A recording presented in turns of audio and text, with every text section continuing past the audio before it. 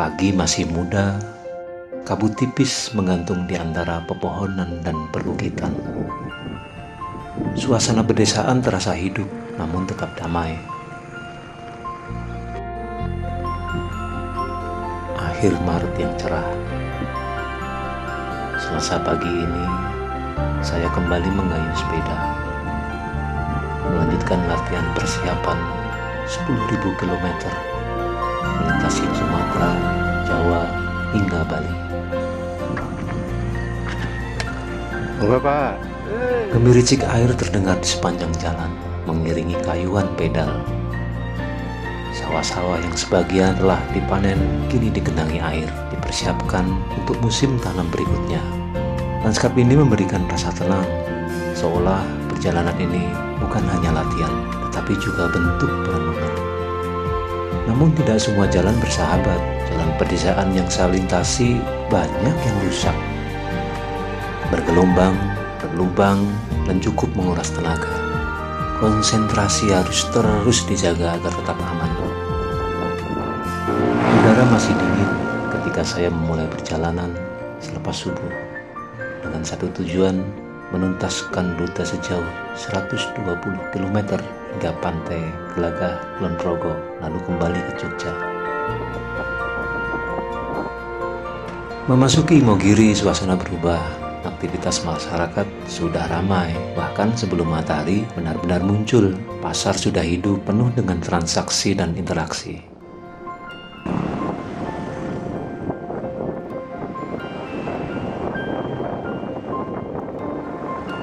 Ikon patung prajurit berkuda menyambut di kawasan ini, mengingatkan pada sejarah panjang yang melekat kuat di wilayah ini.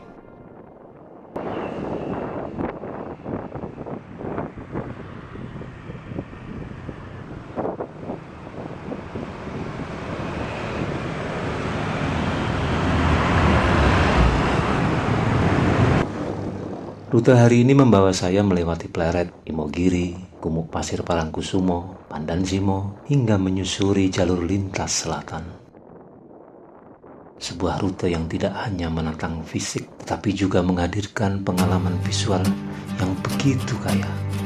Perjalanan menuju Imogiri menjadi pembuka yang menenangkan.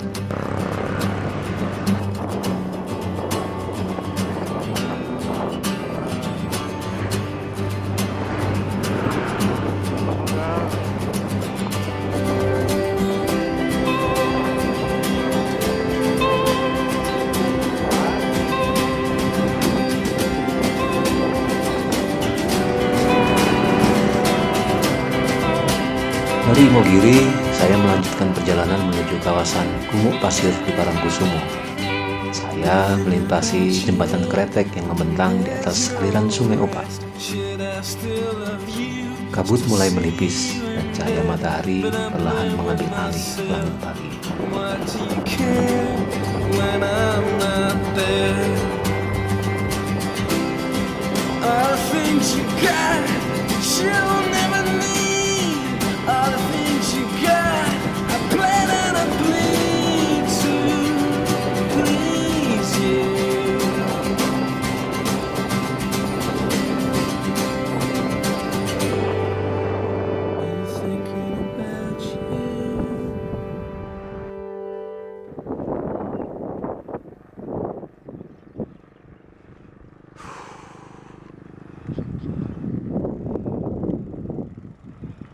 Sesampainya di Gumuk Pasir, saya berhenti sejenak. Kawasan ini memiliki keunikan tersendiri. Bukit-bukit pasir yang terbentuk secara alami selama ratusan tahun. Tempat ini bukan hanya destinasi wisata, tetapi juga ruang publik yang sering digunakan untuk berbagai kegiatan, termasuk ibadah. Di sini saya bertemu dengan seorang pelaku wisata lokal yang menjalankan usaha jeep wisata. Namanya Ari SO. Kami berbincang cukup lama tentang kondisi pariwisata di kawasan ini. Menurut dia, kunjungan wisata belakangan menurun. Banyak yang kini beralih ke pantai-pantai di Gunung Kidul yang menawarkan variasi pengalaman lebih beragam. Kata Ari bahwa kawasan ini membutuhkan inovasi dan atraksi baru agar tetap menarik. Selain itu, persoalan sampah yang kerap terlihat juga menjadi tantangan tersendiri. Obrolan kami terasa hangat dan penuh gagasan, namun waktu tidak bisa menunggu terlalu lama. Sebelum berpisah, saya sempat mengabadikan momen bersama di depan jeep miliknya. Melanjutkan perjalanan, saya menyadari perubahan di kawasan gumuk pasir. Kini banyak tumbuhan liar yang mulai menutupi hamparan pasir. Padahal dulu saat saya masih kecil, bukit-bukit pasir terlihat jelas, terbuka dan menjadi tempat bermain yang menyenangkan. Kenangan itu terasa kontras dengan kondisi sekarang. Di sekitar kawasan ini berpapasan dengan siswa sekolah dasar yang bersepeda bersama guru mereka. Wajah-wajah ceria mereka menjadi energi tambahan bagi saya. Ada kebahagiaan sederhana yang terpancar dari aktivitas luar ruang seperti itu. Perjalanan kemudian berlanjut ke jalur lintas selatan. Jalan ini dikenal sebagai jalur alternatif untuk perjalanan jarak jauh, menghindari kepadatan jalur utama. Di pagi hari seperti ini, suasananya masih bersahabat. Udara sejuk dan lalu lintas belum terlalu padat. Pemandangan di sepanjang jalur ini didominasi oleh hamparan sawah yang luas dan terbuka. Lanskapnya begitu memanjakan mata. Beberapa kali saya tergoda untuk berhenti lebih lama, namun target 120 km mengingatkan saya untuk terus bergerak.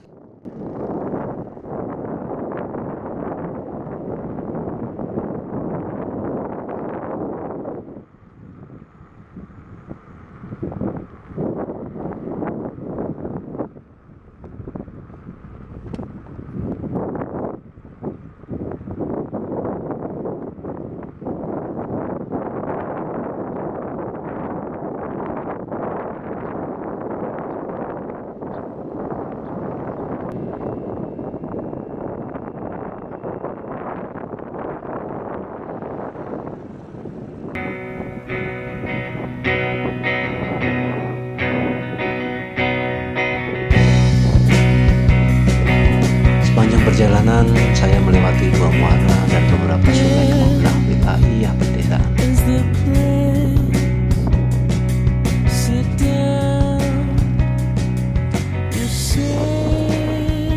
Sayangnya, setelah melewati kawasan Pandan Simo dan persimpangan dekat Pantai Trisik, kondisi jalan kembali menurun. Aspal tidak lagi mulus, permukaan bergelombang, terdapat kerikil, bahkan beberapa bagian terasa licin. Kondisi ini terus berlanjut hingga mendekati Pantai Gelagah. Namun, jalur lintas selatan juga memiliki tantangan tersendiri. Kendaraan pribadi dan truk sering melaju dengan kecepatan tinggi, bahkan cenderung ugal-ugalan. Kewaspadaan menjadi hal yang tidak bisa ditawar.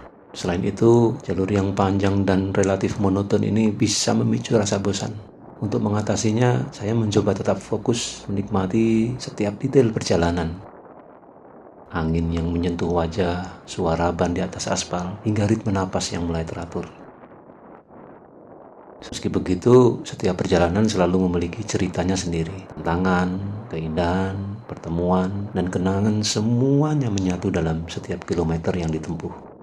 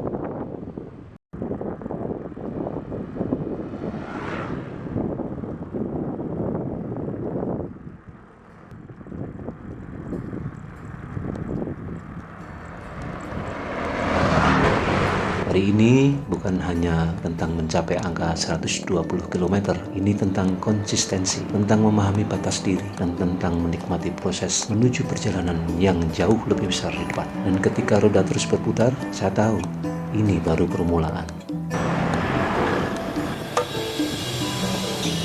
Jalani hidup